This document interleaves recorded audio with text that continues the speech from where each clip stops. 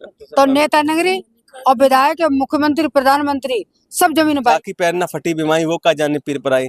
जो मठ और मंदिर चलाते रहे हो लोग, उन्हें क्या पता है कि दर्द क्या होता है, उन्हें क्या पता है कि परिवार क्या होता है, उन्हें क्या पता है जिम्मेदारियां क्या होती हैं।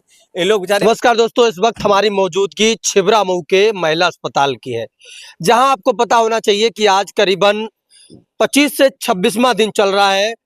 आशा बहुओं का जो धरना है वो बराबर चल रहा है। आज छिबरा मऊ के सपा नेता दीपू चौहान जी इस वक्त यहाँ पर मौजूद है। आज आपको क्या लगा कि आज आप अचानक जो है आशा बहुओं के बीच में आप पहुंचे हैं? देखिए, हम लोगों ने लगातार 20 दिनों तक इंतजार किया जी। हालांकि हम लोग नहीं चाहते थे कि इंटरफेयर करना, इसलिए क्योंकि ये धरना जो है कहीं ना कहीं आशा बहुओं का ना होकर, ये लोग कहते हैं कि राजनीतिक धरना है। हम लोग समाजवादी लोग शह दे रहे हैं, विपक्ष शह दे रहा है, तो इनकी जो जायज मांगे थी वो शायद हमने सोचा कि सरकार सुन ले। जी। जब सरकार ने नहीं सुनी इनकी जायज मांगों को, तो कहीं ना कहीं फिर राष्ट्रीय अध्यक्ष जी ने जो है डालना शुरू किया सरकार के लिए कि साहब इनकी आशा को जो है, उसकी आशा को निराशा में आप क्यों बदल रहे हैं, कुछ ना कुछ इनके लिए कीजिए। और उन्होंने फिर अपने लोगों को भेजना शुरू किया। उसी क्रम में हम यहाँ आए हुए हैं। जी। तो अभी आप यहाँ पर जब आए, आपको क्या लग रहा है कि इन लोगों का घर परिवार है या नहीं? थोड़ा इस बारे में भी थोड़ा बताइए। देखिए, इनका घर परिवार तो है, लेकिन सत्ता में बैठे हुए लोग हैं, इनका घर परिवार नहीं है। और उनका घर परिवार होता तो इनके दर्द को समझते वो लोग। मैंने पहले भी कहा, मैं बाद में कहता हूँ, जाकी पैर ना फटी बीमारी वो का जाने पीर पर आई। जो मठ और मंदिर चलाते रहे हो लोग, उन्हें क्या पता है कि दर्द क्या होता है, उन्हें क्या पता है कि परिवार क्या होता है, उन्हें क्या पता है जिम्मेदारियां क्या होती हैं। ये लोग बेचारे अपने घर का काम छोड़ के, बच्चे छोड़ के, इनमें बहुत से लोग ऐसे होंगे, बच्चे छोटे छोटे बच्चे भी होंगे जिन्हें छोड़कर यहाँ बैठी हुई हैं। तो कहीं ना कहीं सरकार को उनकी पीड़ा को समझना चाहिए, इनके दर्द को समझना चाहिए, और सरकार को कोई ना कोई ठोस कदम उठाना चाहिए जिससे इनका परिवार पल सके और ये धरना खत्म कर सकें अपना। आप लोग जो ये धरना प्रदर्शन बराबर कर रही हैं, लगभग 25वां दिन हो चुका है। आप थोड़ा आगे आइएगा, ये क्या है और आज जो है आए हैं सपा नेता, आपने इनसे अपनी क्या मांग की है? सर, हम लोगों ने मांग की है कि हमें किसी सरकार से गुरेज नहीं है, ना किसी, हम सबका हर सरकार का सम्मान करते हैं। जो हमारा न्यूनतम वेतन है वो सर हमें दिया जाए, क्योंकि हमारे भी बच्चे पल जाएं, हमारा भी बच्चों का पालन पोषण हो जाए, जो हम अपने बच्चे पढ़ा लिखा सकें। क्योंकि हम लोग बहुत परेशान हैं, रात में आते हैं, दिन में आते हैं, हर वक्त हमारे लिए ड्यूटी करी। कहीं आयुष्मान कार्ड बनवाओ, कहीं कहना वो आभा कार्ड बनवाओ, कहीं टीकाकरण कराओ, कहीं पोलियो है, कहीं कुछ है, यानी हम लोगों को 27 काम दे दिए जाते सर। अब ये बताओ, जिसके पास हम ना पहुँचे, एनएम कहीं फ़ोन करती है कि हाँ आ जाओ, टीका कार्ड है। तो सर हम हर काम करते करते हम लोग थक गए, और जब हम बैंक में जाते हैं तो हम लोगों को पैसे देखते हैं तो उसमें कुछ भी नहीं, जीरो।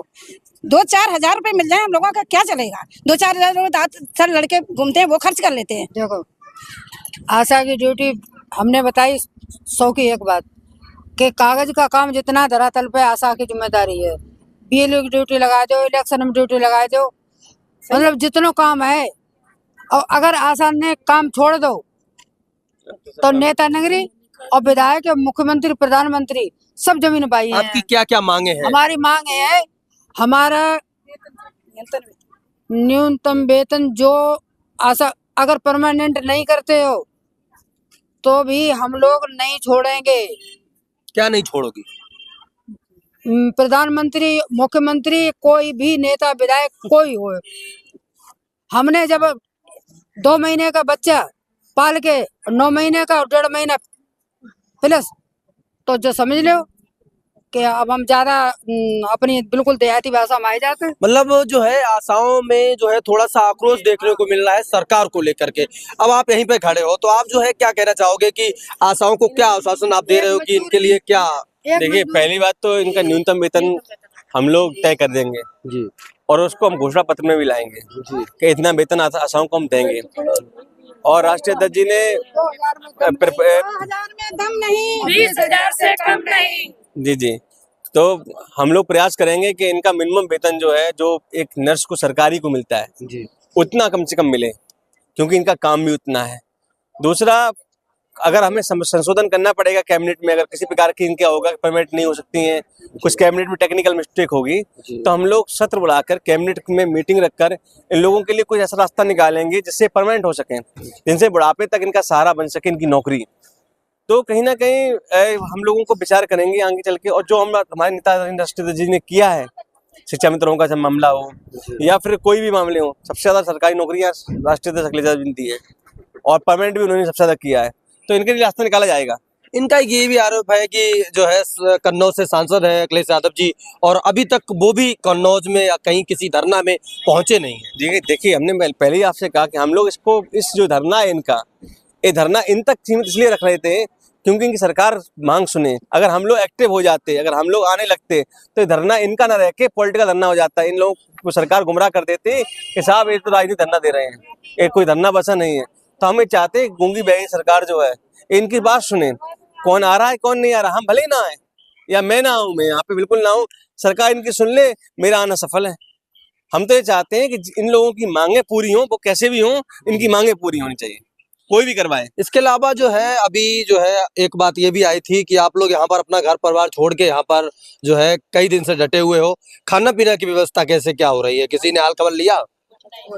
पानी हाल खबर तो हाँ, हाल खबर कौन लेगा हम लोगों की। अगर किसी को दुख होता, तकलीफ होती तो यहाँ कोई आता नहीं। रात में तो हम लोग अब नहीं रुक रहे हैं, 2 दिन रुके थे, उसके बाद नहीं रुकते हैं रात में, क्योंकि यहाँ कोई जिम्मेदारी नहीं, महिलाएं हैं, कुछ भी हो सकता है यहाँ पे। यहाँ पे आपने जो है ये थोड़ा हट जाइएगा थोड़ा सा, ये जो है ताला लगाया है, ये ताला कब से लगा है, कितने दिन हो गए? ये आज हो गए इनको 6 दिन। आज 6 दिन हो हाँ, गए ताला सोमवार लगा को है। संडे को। तो अगर आपकी मांगे पूरी नहीं होती हैं तो आप लोग ऐसा कब तक चालू रखेंगे?